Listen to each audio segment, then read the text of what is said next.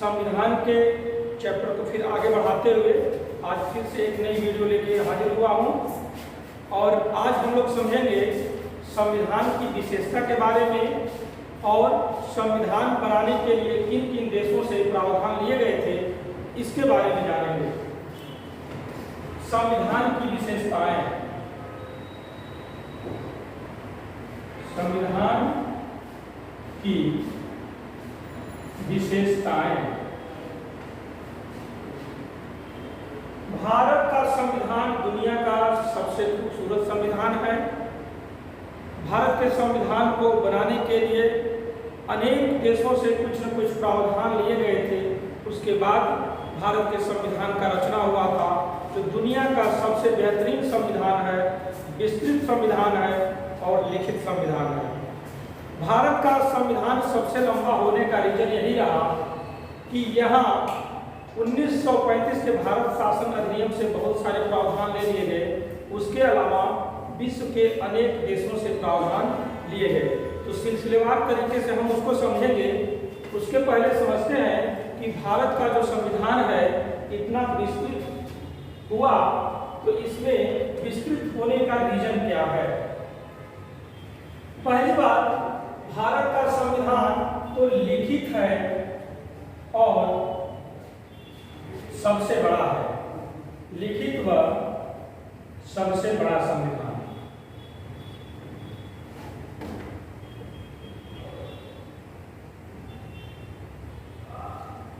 भारत के संविधान में दुनिया के सभी देशों के हिसाब से अगर देखा जाए तो सबसे ज्यादा अनुच्छेद भारत के संविधान में है। यहाँ पर अनुच्छेदों की संख्या है 395।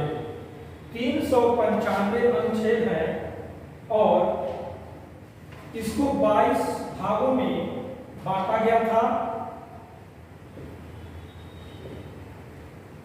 8 अनुसूचियां थीं।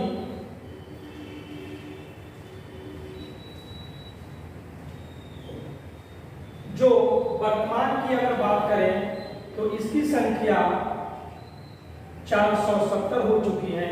मतलब अनुच्छेदों की संख्या लगभग 470 हो चुकी है और इसको 22 भागों में बांटा गया है। इसके अलावा अगर हम अनुसूचियों की बात करें तो अनुसूचियों की संख्या 12 हो चुकी है। 12 अनुसूचियां। इसके साथ एक प्रस्तावना भी है। प्रस्तावना, यह वर्तमान की बात बता रहा हूं। वर्तमान में भारत के संविधान में लगभग 470 अनुच्छेद 25 भागों में बटे हुए हैं और 12 अनुसूचियां हैं और एक प्रस्तावना है। मूल संविधान में जब संविधान 26 नवंबर 1949 को बनकर के तैयार हुआ और उसी दिन आंशिक रूप से लागू हुआ, उस समय अनुच्छेदों की संख्या 395 जो कि 22 भागों में बटी हुई थी और अनुसूचियों की संख्या 8 थी। समय समय पर जैसे जरूरत हुआ संविधान में कुछ परिवर्तन करना पड़ा। कुछ अनुच्छेद डिलीट कर दिए गए, कुछ अनुच्छेद शामिल किए गए, कुछ भाग डिलीट हुए, कुछ भाग शामिल किए गए। प्रेजेंट टाइम में देखते हैं तो इनकी संख्या 470, 25, 12 और 1 है। प्रस्तावना मैंने यहाँ नहीं लिखा, इसलिए नहीं लिखा क्योंकि सुप्रीम कोर्ट पहले प्रस्तावना को संविधान का भाग नहीं माना था। बेरूवारी संघवाद 1960 में आया था, उसमें सुप्रीम कोर्ट का डिसीजन आया। सुप्रीम कोर्ट ने कहा कि प्रस्तावना संविधान का अंग नहीं है। फिर केशवानंद भारती मामले में 1973 में वही सुप्रीम कोर्ट कहता है कि प्रस्तावना संविधान का अंग है और संविधान का अंग है तो उसमें परिवर्तन भी यानी संशोधन भी किया जा सकता है। तो अब हम लिखेंगे कि एक प्रस्तावना 12 अनुसूचियां 25 भागों में बटे हुए 470 अनुच्छेद प्रेजेंट टाइम में हैं। अनुच्छेदों की संख्या कुछ प्लस माइनस हो सकता है, यह लगभग में दिया गया है, लेकिन भाग 25 है, ये क्लियर है। 12 अनुसूचियां और एक प्रस्तावना। यहाँ पर जो भी भाग और अनुच्छेद हैं इसको ए, बी, सी, डी इस तरह से पढ़ाया गया है कहीं पर भी आपको 396 नंबर का अनुच्छेद, 397 नंबर का अनुच्छेद या 23 नंबर का भाग, 24 नंबर का भाग नहीं दिखेगा। 1 से 22 तक के भाग में ही ABCD करके बढ़ाया गया है और अनुच्छेदों में 195 तक ABCD इस तरह से करके बढ़ाया गया है। अब इसके अलावा दूसरी बात देखते हैं भारत के संविधान के बारे में। तो भारत का संविधान जब बना तो बहुत सारे देशों से कुछ न कुछ प्रावधान लिए गए, मतलब विभिन्न स्रोतों से लिया गया है, विभिन्न स्रोतों से, विभिन्न देशों से लिया गया। इसमें पहले हम देखते हैं ब्रिटेन को। ब्रिटेन का शासन पहले से ही भारत पर था, इसलिए ब्रिटिश गवर्नमेंट का ज़्यादा प्रभाव पड़ा भारत पर। और जब संविधान बन रहा था तो बहुत सारी जो भी बातें थी ब्रिटेन से ले ली गई, जैसे संसदीय शासन व्यवस्था। भारत में संसदीय शासन व्यवस्था है, मतलब जो भी व्यवस्थापिका के लोग होते हैं, व्यवस्थापिका में से ही कार्यपालिका का निर्माण होता है। मतलब भारत में व्यवस्थापिका है संसद, और संसद में 2 सदन हैं। एक को कहते हैं राज्यसभा, जिसको उच्च सदन भी बोलते हैं, दूसरा सदन है लोकसभा, जिसको निम्न सदन बोलते हैं। दोनों सदनों से ही कोई भी कानून बनता है और राष्ट्रपति के साइन से वह अधिनियम बन जाता है। इन्हीं 2 सदनों में से ही सदस्यों को निकाल करके भारत में मंत्रिपरिषद की व्यवस्था होती है। सामान्यतः देखा जाता है कि लोकसभा से ही सदस्य मंत्री बनते हैं, प्रधानमंत्री बनते हैं, लेकिन राज्यसभा से भी हो सकते हैं, इस पर कोई बाध्यता नहीं है। मतलब राज्यसभा और लोकसभा के सदस्य जितने हैं वह व्यवस्थापिका के सदस्य हैं, वह विधान बनाते हैं और उन सदस्यों में से ही कुछ लोगों को मंत्रिपरिषद में शामिल किया जाता है और मंत्रिपरिषद को ही सरकार कहते हैं, मतलब कार्यपालिका कहते हैं। तो यहाँ संसदीय शासन से मतलब ये रहा कि व्यवस्थापिका से ही कार्यपालिका का निर्माण हो रहा है और व्यवस्थापिका के प्रति कार्यपालिका जवाबदेह होती है। यानी कहीं भी जब संसदीय शासन की बात आए तो वहाँ पर हम सीधे तौर पर एक एग्जाम्पल दे सकते हैं कि संसदीय शासन व्यवस्था है, वहाँ पर कार्यपालिका व्यवस्थापिका के प्रति जवाबदेह होगी।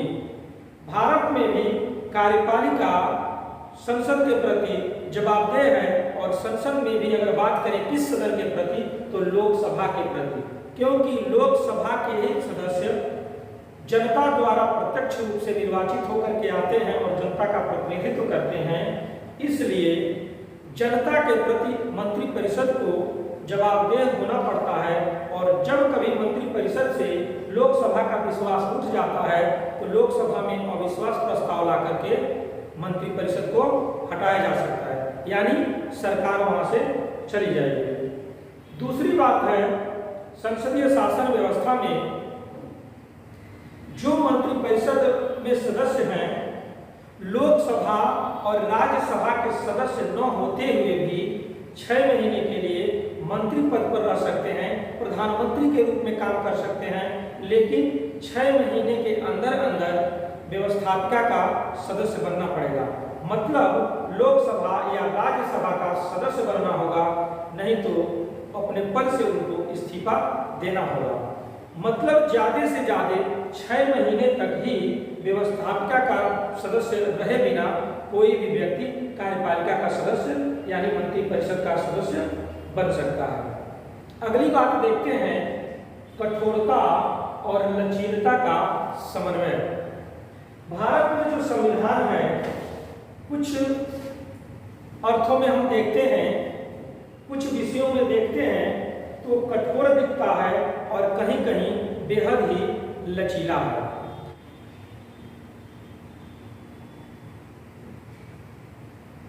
नम्यता और नम्यता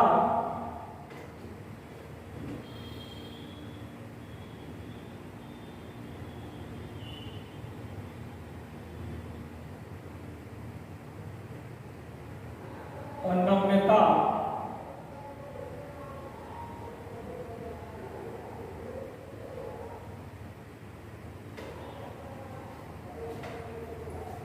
नम्यता और अनम्यता का मिश्रण। मतलब भारत का संविधान कुछ मामलों में कठोर है तो कुछ मामलों में लचीला है। यहाँ संविधान संशोधन की अगर बात करें तो कुछ प्रावधान ऐसे होते हैं जो साधारण बहुमत द्वारा परिवर्तित कर लिए जाते हैं और कुछ सब्जेक्ट के लिए विशेष बहुमत या विशेष प्लस आधे राज्यों की सहमति की जरूरत होती है। संविधान में संशोधन 3 तरह से होता है। संविधान में संशोधन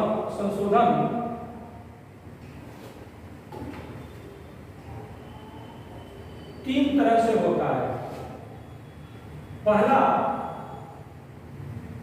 साधारण बहुमत से और दूसरा विशेष बहुमत से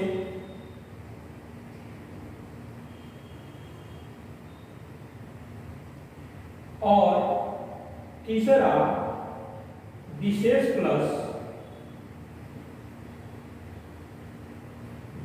बहुमत प्लस आधे राज्यों की सहमति से। यहां पर 3 तरीके आपको दिख रहे हैं संविधान में संशोधन के। पहला है साधारण बहुमत से, दूसरा विशेष बहुमत से, तीसरा विशेष बहुमत प्लस आधे राज्यों की सहमति से। ये जो विशेष बहुमत और आधे राज्यों की सहमति वाली बात हो रही है, यह संशोधन अनुच्छेद 368 के तहत किया जाता है। यानी जो भी संशोधन साधारण बहुमत से होंगे, यह 368 के तहत जो भी प्रक्रिया दी गई है इसका पालन करने का कोई जरूरत नहीं है। 368 के बिना ऐसे ही साधारण तरीके से जो संशोधन होगा उसको हम कहेंगे साधारण बहुमत और इसको कभी भी संविधान संशोधन की गिनती में नहीं रखा जाता है।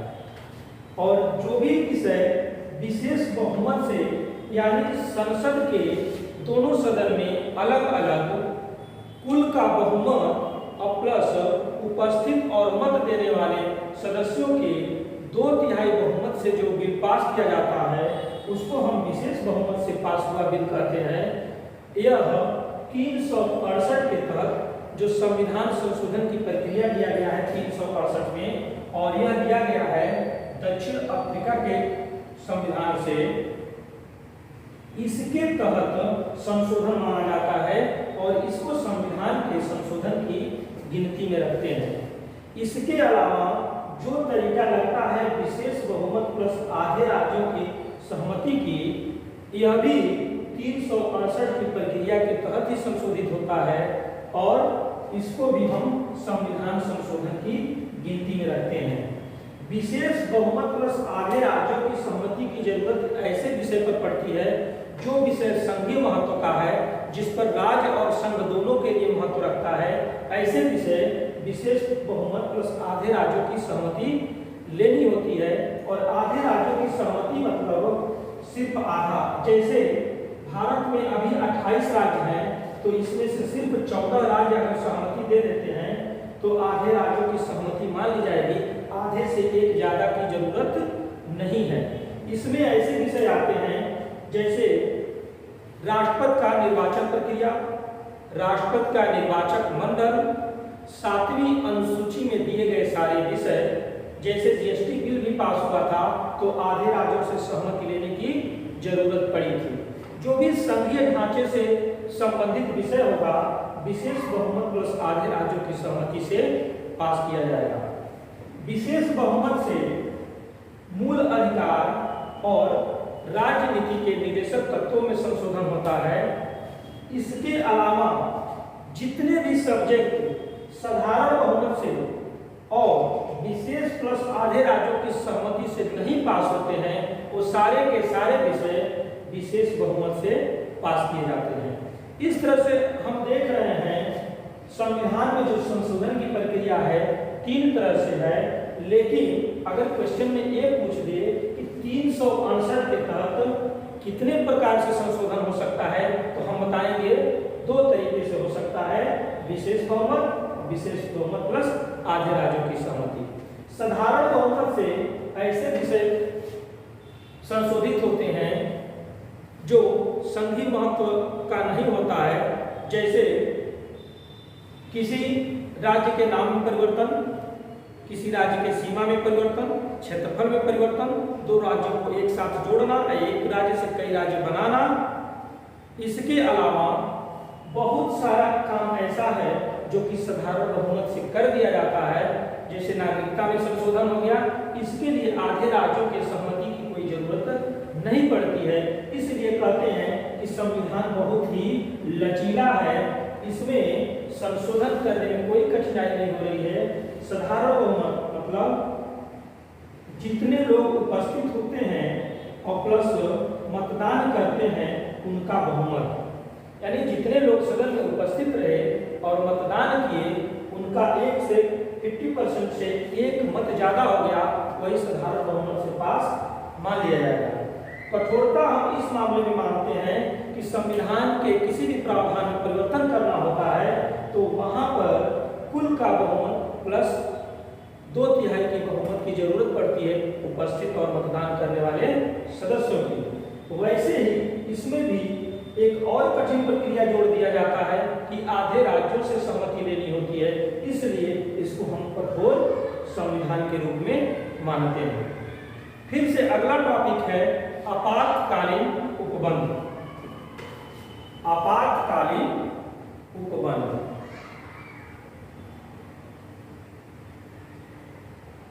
भारत के संविधान की यह भी एक बहुत ही खूबसूरत रचना है, खूबसूरत व्यवस्था की गई है कि आपातकालीन का जो प्रबंध किया गया है, भारत का संविधान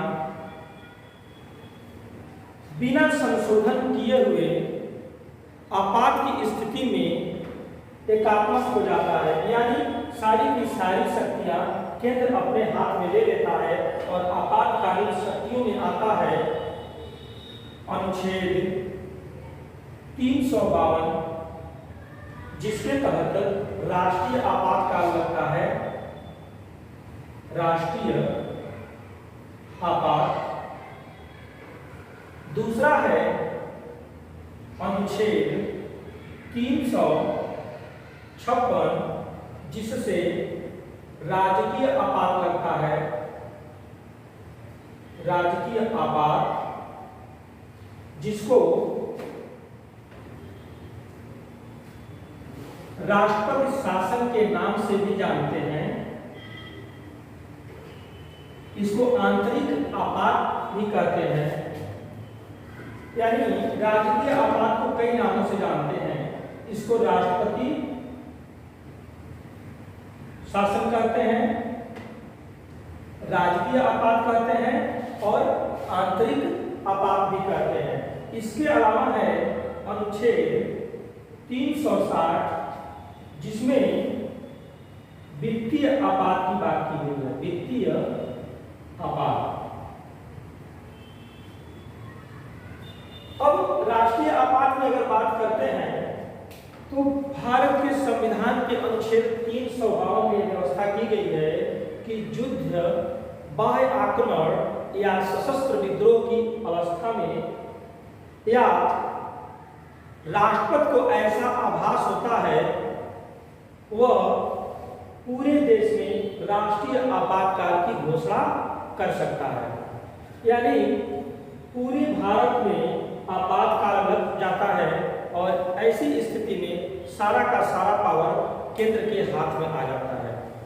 यहाँ पर राष्ट्रीय आपात में देखते हैं, पहले युद्ध, बाह्य आक्रमण और आंतरिक अशांति शब्द का यूज किया गया था, जो इंदिरा गांधी जी ने एक बार आंतरिक अशांति के नाम पर भारत में आपातकाल लगा दिया था।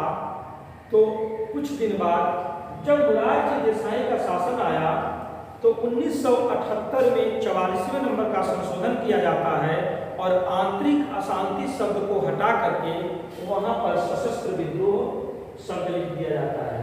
सशस्त्र विद्रोह, यानी प्रेजेंट टाइम में यहाँ युद्ध, बाह्य आक्रमण और सशस्त्र विद्रोह का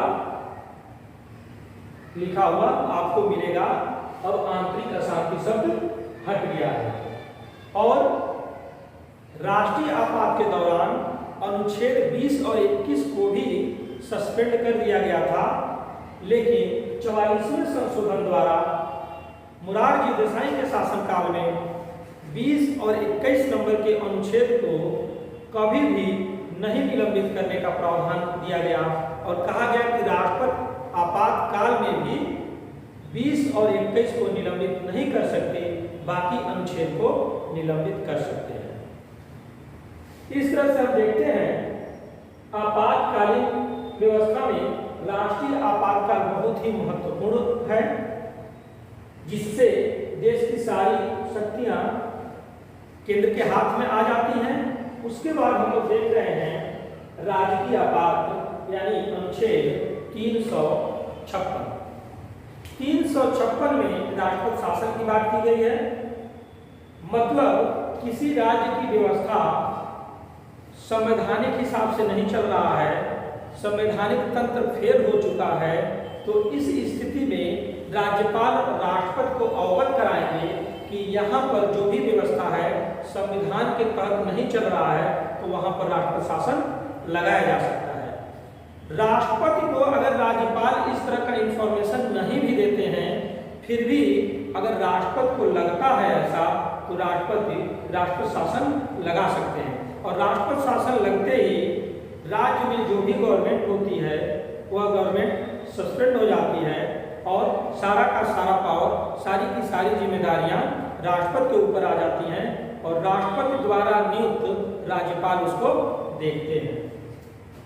356 के अलावा एक अनुच्छेद है 365, जिसमें कहा गया है कि केंद्र के निर्देशों का पालन अगर राज्य नहीं करता है, इस आधार पर भी राज्य में राष्ट्रपति शासन लग सकता है। अगर राज्य को केंद्र कुछ निर्देश दिया है और उस निर्देश का पालन अगर राज्य नहीं करता है, तब भी राजकीय आपात लग सकता है। इसके अलावा एक अनुच्छेद है 355, जिसमें केंद्र को ये जिम्मेदारी है कि राज्य की सुरक्षा करे और राज्य के अंदर शांति बहाली कायम करे। अगर केंद्र को यह लगता है कि राज्य में शांति बहाली नहीं है, वहां पर बहुत उथल-पुथल है, तो इस आधार पर भी राज्य में राष्ट्रपति शासन लगा सकता है। अगला है वित्तीय आपातकाल, अनुच्छेद 360। अनुच्छेद 360 के तहत राष्ट्रपति वित्तीय आपातकाल की घोषणा कर सकते हैं और वित्तीय आपातकाल घोषित होने से जितने भी मुख्य पदों पर बैठे हुए पदाधिकारी हैं, उनके सैलरी में भी कटौती की जा सकती है। जैसे कहा जाता है कि सुप्रीम कोर्ट और हाई कोर्ट के जितने जज और मुख्य जज हैं, उनके सैलरी में नियुक्ति के बाद कोई कटौती नहीं होती है। राष्ट्रपति, विधानसभा अध्यक्ष, उपाध्यक्ष, विधान परिषद सभापति, उपसभापति, लोकसभा अध्यक्ष, उपाध्यक्ष, राज्यसभा के सभापति, उपसभापति, गवर्नर, कैग, इनकी सैलरी में कटौती नहीं की जाती है, लेकिन वित्तीय आपातकाल लगने पर इनके सैलरी में भी कटौती की जा सकती है। वित्तीय आपात अभी तक भारत में एक बार भी नहीं लगा है, जबकि राष्ट्रपति शासन 120 बार के लगभग लग चुका है भारत में, विभिन्न राज्यों में, अलग अलग राज्यों में मिलाकर। और अब तक भारत में 3 बार राष्ट्रीय आपातकाल लगा है, जो 2 बार युद्ध वाले मामले में लगा था और 1 बार आंतरिक अशांति के आधार पर 1975 में लगा था। इस तरह से राष्ट्रीय आपातकाल को देखिए, राजकीय आपातकाल देखें और वित्तीय आपातकाल। इसमें ध्यान देने योग्य ये बात है कि 356, 365, 355 3 ऐसे अनुच्छेद हैं जिसके तहत राष्ट्रपति शासन लग रहा है। फिर अगला टॉपिक देखते हैं, मौलिक अधिकार। मौलिक अधिकार, जिसको मूल अधिकार या फंडामेंटल राइट्स भी कहते हैं। मौलिक अधिकार व्यक्ति के सर्वांगीण विकास के लिए, यानी उसके भौतिक, बौद्धिक, आध्यात्मिक विकास के लिए बहुत ही जरूरी है। और भारत के संविधान में सभी नागरिकों के लिए, व्यक्तियों के लिए मौलिक अधिकार की व्यवस्था की गई है। मूल संविधान में कुल 7 मूल अधिकार की व्यवस्था की गई थी, जो संविधान के भाग 3 में अनुच्छेद 12 से 35 तक में समाहित है। पहले 7 मूल अधिकार दिया गया था मूल संविधान में, जिसमें से संपत्ति के मूल अधिकार को 44वें संशोधन द्वारा 44वें संशोधन 1978 के द्वारा समाप्त कर दिया गया और इसको भाग 12 के अनुच्छेद 300 को में रख दिया गया। भाग 12 में अनुच्छेद 300 को एक नया अनुच्छेद बना करके संपत्ति के अधिकार को यहाँ रख दिया गया। अब इसको बना दिया गया कानूनी अधिकार। वर्तमान में यह संपत्ति का अधिकार अब मूल अधिकार नहीं है, कानूनी अधिकार है।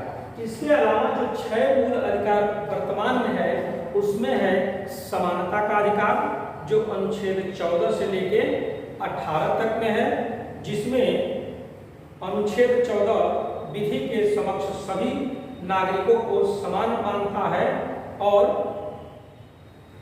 कानून से ऊपर कोई भी नहीं रहेगा। यहाँ पर शासन व्यक्ति का नहीं होगा, बल्कि कानून का शासन होगा। ऐसे ही अगला एक मूल अधिकार है स्वतंत्रता का अधिकार, जो अनुच्छेद 19 से 22 तक में है। फिर से शोषण के विरुद्ध अधिकार, जो अनुच्छेद 23 से 24 तक है। धार्मिक स्वतंत्रता का अधिकार, जो अनुच्छेद 25 से 28 तक में दिया गया है। और अनुच्छेद 29 से 30 तक शिक्षा व संस्कृति का अधिकार दिया गया है। सबसे महत्वपूर्ण मूल अधिकार है संवैधानिक उपचारों का अधिकार, जो अनुच्छेद 32 में दिया गया है। और अनुच्छेद 32 को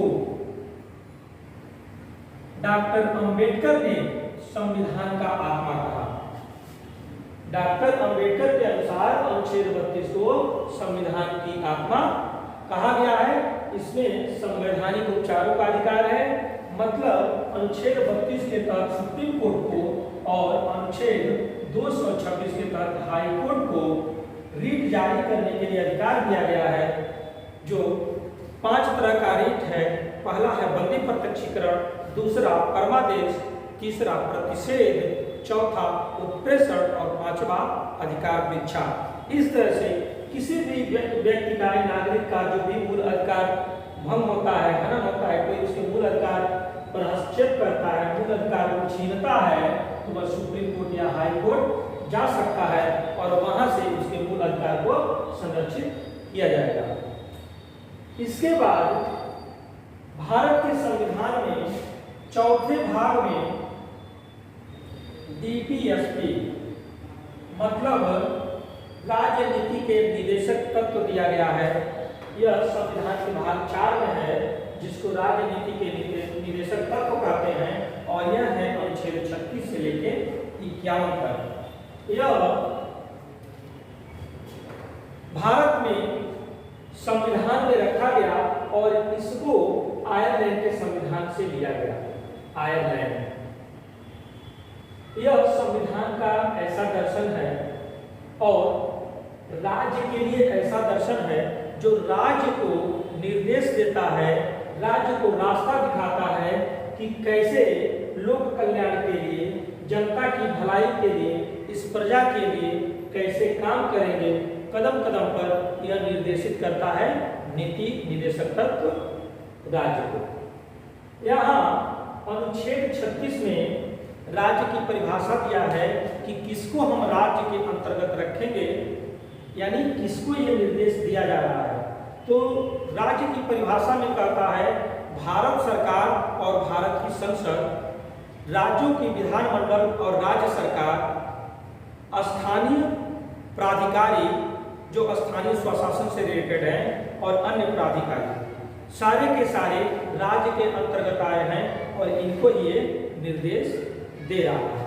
अगर मूल अधिकार और डीपीएसपी यानी राजनीति के निदेशक तत्व की तुलना करें तो मौलिक अधिकार को न्यायोचित बोलते हैं, यानी मूल अधिकार के तहत राज्य काम नहीं कर रहा है, मूल अधिकार का उल्लंघन कर रहा है, तो हम सुप्रीम कोर्ट या हाई कोर्ट जा सकते हैं, लेकिन नीति निर्देशक तत्व को न्यायोचित नहीं बताया है। और यह नीति निर्देशक तत्व के आर्टिकल 37 में ही लिख दिया है, यह न्यायोचित नहीं है। मतलब राज्य अगर नीति निर्देशक तत्व के हिसाब से काम न करे तो हम राज्य के खिलाफ सुप्रीम कोर्ट या हाई कोर्ट नहीं जा सकते।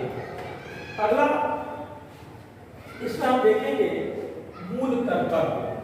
मूल कर्तव्य भी भारत के संविधान का विशेषता है और मूल कर्तव्य मूल संविधान में नहीं शामिल किया गया था, इसको बाद में संविधान के साथ जोड़ा गया, जो सरदार स्वर्ण सिंह समिति की सिफारिश पर लाया गया था। मूल अधिकार एक बहुत ही इंपॉर्टेंट चैप्टर है जिससे बार बार क्वेश्चन पूछता है और यह संविधान की विशेषता में बहुत ही महत्वपूर्ण विशेषता है। मूल कर्तव्य। मूल कर्तव्य संविधान में 42वें संशोधन द्वारा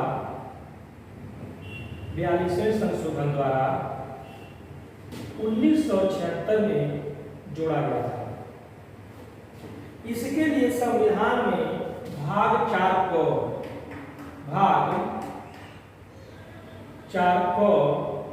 तथा अनुच्छेद 51 को जोड़ा गया और इसके अंतर्गत 1976 में 10 मूल कर्तव्य समाहित किए गए। वर्तमान की अगर बात करें तो कुल 11 मूल कर्तव्य हैं और 11वें नंबर का मूल कर्तव्य है जो शिक्षा का मूल अधिकार 86वें संशोधन 2002 के द्वारा 21 एक करके एक नया आर्टिकल लाया गया स्वतंत्रता के अधिकार में और इसमें शिक्षा का मूल अधिकार बना देता है। शिक्षा का मूल अधिकार 6 से 14 वर्ष के बालकों के लिए, वही शिक्षा का मूल अधिकार पेरेंट्स के लिए एक मूल कर्तव्य के रूप में 11वें नंबर पर लिख देता है कि यह पेरेंट्स की जिम्मेदारी होगी, माता पिता संरक्षक की जिम्मेदारी होगी कि 6 से 14 वर्ष के बालकों को अनिवार्य शिक्षा मुहैया कराएंगे। यह संविधान का बहुत ही महत्वपूर्ण हिस्सा है जो मूल संविधान में नहीं था और इसको सरदार स्वर्ण सिंह समिति के सिफारिश पर लाया गया था और यह मूल कर्तव्य का कॉन्सेप्ट रसिया से लिया गया है, यानी रूस से। अगला विशेषता है एकल नागरिकता। एकल नागरिकता भारत के संविधान द्वारा एकल नागरिकता की व्यवस्था की गई है। भारत में जो भी नागरिक है वह भारत का नागरिक होगा, किसी राज्य का नागरिक नहीं होगा और यह कंसेप्ट इंग्लैंड के संविधान से लिया गया, ब्रिटेन से लिया गया। एकल नागरिकता का मतलब भारत में जो भी है वह सिर्फ भारत का नागरिक है, वह केरल, कर्नाटक, यूपी, बिहार का नागरिक नहीं कहा जाएगा। जम्मू कश्मीर के मामले में दोहरी नागरिकता थी, लेकिन प्रेजेंट टाइम में जम्मू कश्मीर को राज्य के दर्जे से हटा दिया गया है और उसको भारत के केंद्र शासित प्रदेशों के साथ शामिल कर दिया गया है। जम्मू कश्मीर को राज्य के दर्जे से हटा करके दो हिस्सों में बांट दिया गया। एक को कर दिया गया लद्दाख और एक रह गया जम्मू और कश्मीर। वर्तमान में जम्मू कश्मीर विधानसभा वाला केंद्र शासित प्रदेश है और लद्दाख बिना विधानसभा वाला केंद्र शासित प्रदेश है। तो वर्तमान में देखा जाए तो अब जो जम्मू दोहरी नागरिकता लिए हुए था जम्मू कश्मीर, अब वह भी नहीं रहा। भारत में सिर्फ एकहरी नागरिकता है। जैसे ब्रिटेन में एकहरी नागरिकता होती है वैसे भारत में भी ये व्यवस्था है। जबकि यूएसए की अगर बात करें तो यूएसए में यानी अमेरिका में दोहरी नागरिकता है। व्यक्ति राज्य का भी नागरिक होता है और पूरे अमेरिका का भी नागरिक होता है। एकल नागरिकता लाने का मतलब रहा भारत में सब भाईचारा के साथ रहेंगे, बंधुत्व के साथ रहेंगे, सब भाई भाई हैं और सब एक साथ मिलकर रहेंगे। इस कंसेप्ट को देखते हुए एकल नागरिकता की व्यवस्था की गई थी। सार्वभौमिक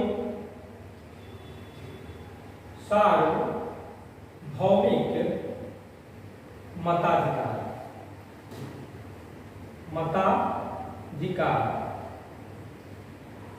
भारत के संविधान की एक खूबसूरत विशेषता सार्वभौमिक मताधिकार भी है। यहाँ पर प्रत्येक नागरिक को वोट देने का अधिकार दिया गया है। 18 वर्ष से ऊपर के जो भी व्यक्ति हैं, यह व्यवस्था 61वें संशोधन द्वारा किया गया था। 61वें संशोधन 1989 में सार्वभौमिक वयस्क मताधिकार।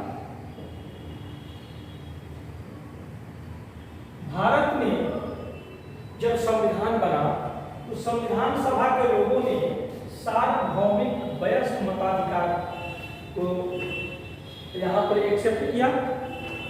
बाद में 61वें संशोधन द्वारा 21 वर्ष से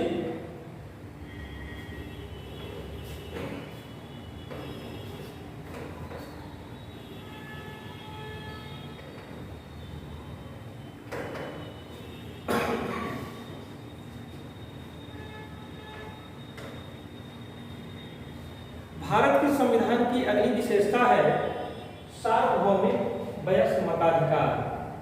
यहाँ पर जो भी व्यक्ति, जो नागरिक 18 वर्ष की एज को पूरा कर चुका है, ऐसे नागरिक को मत देने का अधिकार दे दिया गया है। 61वें संशोधन 1989 के पहले 61वें संशोधन 1989 से पहले यह एज 21 वर्ष निर्धारित था, जिसको इस संशोधन के तहत घटा करके 18 वर्ष कर दिया गया। कहीं किसी भी नागरिक को लिंग, जाति, धर्म, साक्षरता या संपदा के आधार पर भेदभाव नहीं किया गया है। सभी व्यक्ति को वोट देने का अधिकार दिया गया है और सबके वोट की कीमत एक बराबर रखी गई है। भारत के संविधान की सबसे खूबसूरत विशेषताओं में से एक विशेषता यह भी है, यहाँ कोई प्रधानमंत्री के पद पर है, राष्ट्रपति के पद पर है या मजदूर है, सबके वोट की कीमत बराबर रखी गई है। यह है सार्वभौमिक वयस्क मताधिकार। इसके अलावा अगली विशेषता है त्रिस्तरीय शासन। भारत में शासन व्यवस्था 3 स्तर में देखने को मिलता है। त्रिस्तरीय शासन व्यवस्था मतलब केंद्र सरकार, राज्य सरकार और स्थानीय सरकार। स्थानीय सरकार के लिए संविधान के 73वें संशोधन द्वारा 1992 में पंचायतें करके भागों में 73वें संशोधन द्वारा 1992 में पंचायतों की व्यवस्था की गई। जो ग्रामीण इलाके से ग्राम पंचायत, क्षेत्र पंचायत और जिला पंचायत की बात करते हैं, यह 73वें संशोधन द्वारा लाया गया और यह एल.एम. सिंघवी के सिफारिश पर इसको संवैधानिक दर्जा दिया गया। इसके अलावा 74वें नंबर का संशोधन है। 74वें नंबर का संशोधन 1992 में आता है और इसके तहत नगर पालिकाओं की व्यवस्था होती है। नगर पालिकाएं, इसके लिए संविधान में भाग 9 को जोड़ा जाता है। इसके लिए एक अनुसूची जोड़ी जाती है जो 12वीं अनुसूची है, 12वीं अनुसूची, और इसके तहत शहरी निकाय की व्यवस्था की जाती है, जैसे नगर निगम, नगर पालिका, नगर पंचायत, यानी शहरी लेवल पर स्थानीय स्वशासन की व्यवस्था की जाती है 74वें संशोधन द्वारा, जिसमें 12वीं अनुसूची लाई जाती है, भाग 9 को जोड़ा जाता है और इसको लागू कर दिया जाता है 1 जून 1993 को। पंचायतों की बात करें तो इसको लागू किया जाता है 24 अप्रैल 1993 को और 24 अप्रैल के दिन को पंचायती राज दिवस के रूप में मनाते हैं और इसके लिए 11वीं अनुसूची जोड़ी गई थी। 11वीं अनुसूची। भारत के संविधान में यह भी एक महत्वपूर्ण विशेषता है कि भारत में त्रिस्तरीय शासन चलता है। केंद्र सरकार, राज्य सरकार और स्थानीय सरकार। इसमें पंचायतों में कुल 29 विषय दिए गए, जिस पर ग्रामीण स्थानीय स्वशासन काम करता है और शहरी निकाय के लिए 18 विषय दिए गए। और यह जो स्थानीय स्वशासन से रिलेटेड जो विषय है, इसको राज्य सूची के सब्जेक्ट में रखा गया। इसके अलावा एक और महत्वपूर्ण विशेषता है स्वतंत्र न्यायपालिका। स्वतंत्र न्यायपालिका। भारत में स्वतंत्र न्यायपालिका की व्यवस्था की गई है और इसको एकीकृत रखा गया है। भारत में एकीकृत न्यायपालिका है और स्वतंत्र है। यह बहुत बड़ी और अच्छी विशेषता है भारत के संविधान की। यहाँ पर सुप्रीम कोर्ट सबसे शीर्ष पर है, उसके नीचे राज्यों में हाई कोर्ट्स हैं और जिला लेवल पर डिस्ट्रिक्ट कोर्ट्स और अन्य कोर्ट्स हैं, जो कि एक शंकु की तरह से आपको दर्शाया जा रहा है। सबसे शीर्ष पर सुप्रीम कोर्ट है, उसके बाद हाई कोर्ट है, उसके बाद से डिस्ट्रिक्ट कोर्ट, और यहाँ पर न्यायपालिका को बिल्कुल स्वतंत्र रखा गया है। न्यायपालिका संसद द्वारा बनाए गए कानून की समीक्षा करता है और जो भी अगर कानून इसको न्याय संगत नहीं लगता है, संविधान के प्रावधानों को अगर उल्लंघन करता है, तो हाई कोर्ट उस प्रावधान को असंवैधानिक घोषित कर सकता है, या जितनी मात्रा तक संविधान का उल्लंघन कर रहा है उतनी मात्रा तक उसको शून्य घोषित कर सकता है।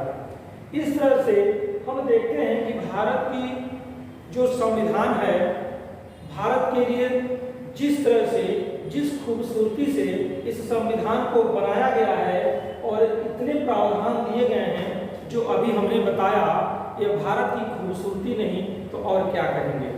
यह दुनिया के अन्य देशों से विशेष बनाता है और स्पेशल बनाता है, और भारत का जो संविधान है अन्य देशों से विशेषता लिए हुए भारत को एक अलग और अद्वितीय संविधान प्रदान करता है।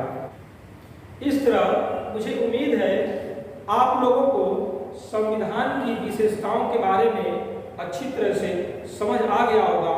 फिर हम अगले वीडियो में आपसे मिलेंगे। धन्यवाद।